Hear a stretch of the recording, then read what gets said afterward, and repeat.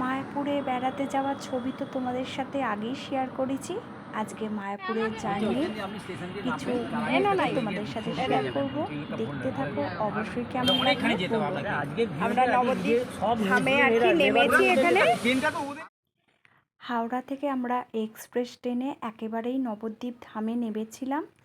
ওখান থেকে আমরা যাচ্ছি আর কি একটা টোটো ধরে খিয়া পারাপারের জন্য, যেখান থেকে যাব হচ্ছে মায়াপুর। যারা এসেছো তারা তো অবশ্যই জানবে। আর আমরা কিন্তু একা আসিনি, আমাদের সাথে এসেছিল আমার ননদ, নন্দাই আর ননদের ছোট ছেলে, দিদি ভাই, আমরা সবাই একসাথেই এসেছিলাম। দেখো আমরা কিন্তু পৌঁছে গেছি কথা বলতে বলতে নবদ্বীপের, যেখানে খিয়া পারাপারের জন্য, মানে যে ঘাটেতে আর কি, যেখান থেকে আমরা মায়াপুর মন্দিরের উদ্দেশ্যে যাব।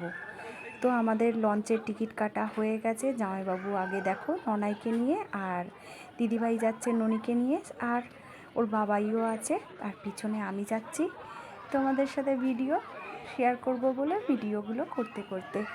তো চলো, লঞ্চ ঘাটে আমরা চলে এসেছি। বেশ ভালোই লাগছিল। আর সত্যি কথা বলতে একদম খুব কম সময়ের জন্য আর কি আসা। এই সময়টা আমার দার্জিলিংয়ে অনুষ্ঠানে যাওয়ার কথা ছিল, কিন্তু বাড়ির কিছু সমস্যার কারণে ক্যান্সেল করেছিলাম। শুক্রবার আজকে আমরা যাব মায়াপুর, আর নবদ্বীপ থেকে আমরা লঞ্চে উঠে পড়েছি। ঠিক আছে, চলো। ওই যে দূরে ইস্কনের মন্দির দেখা যাচ্ছে। না এই তো কিনেছি তো, এই দেখো না এই তো নিয়ে যা, এটা নিয়ে যা। লঞ্চটা একদমই ফাঁকা ছিল, মানে খুব ভালোভাবেই আমরা যেহেতু একদম প্রথমেই উঠেছিলাম, তাই খুব ভালোভাবেই সবাই সবার মতো করে বসার জায়গা পেয়ে গেছিলাম। আর এখান থেকে তো যারা গেছো তারা জানবেই, খুব কম সময়ের মধ্যেই আর কি মায়াপুরের যে ঘাটে আমরা পৌঁছে যাব।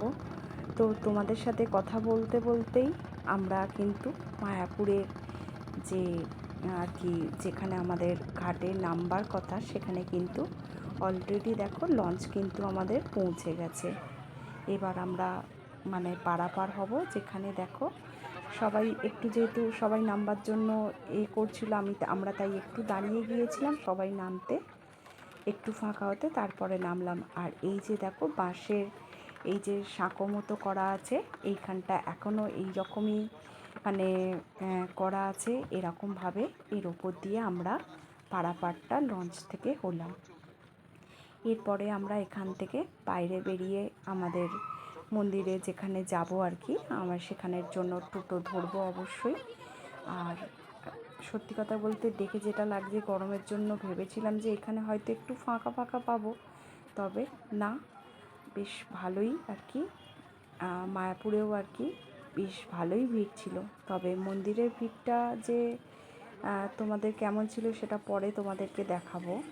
আর চলো তাহলে, আজকের ভিডিওটা খুব বেশি আর আমি লেন্দি রাখবো না।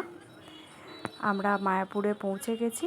এবারে আমরা মায়াপুরেও আর কি এখান থেকে মন্দিরে, যেখানে আমাদের মানে আর কি টোটোতে উঠে পড়েছি, এই যে দেখো যাব একেবারে মন্দিরের উদ্দেশ্যে।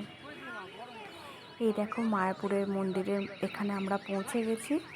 এবারে আমরা মন্দিরের এখানেই, প্রথমে আমরা মন্দিরের এখানেই ঘরের খোঁজ করছিলাম, যাতে এখানে তো অনেকই থাকার ব্যবস্থা আছে, তো আমরা দেখছিলাম। তবে দুর্ভাগ্যবশত আমাদের একেবারেই এতটাই ভিড় ছিল যে অনেকক্ষণ আমরা খোঁজাখুঁজি করা সত্ত্বেও মন্দিরের মধ্যে কোথাওই থাকার ব্যবস্থা করে উঠতে পারিনি। কোথায় ছিলাম কি, এর পরের ভিডিওটাতে তা তোমাদের জন্য অবশ্যই করে আনবো। আজকের ভিডিওটা তোমাদের কেমন লাগলো অবশ্যই বলো।